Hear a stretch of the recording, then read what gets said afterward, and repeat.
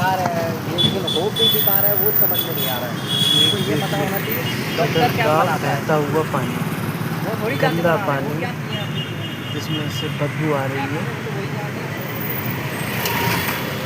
और यहाँ है bank, bank of Baroda, ward number 54, Vidyanagar Bhopal. ये हालत देखिए आप, दिन भर से चैम्बर बह रहा है 2 दिन से। नगर निगम दरोगा निकलता है यहाँ से, सफाई कर्मी निकलते हैं। मेन इलाका है ये,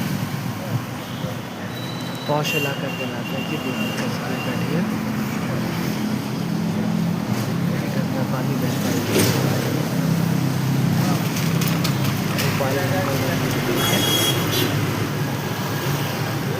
सफाई है।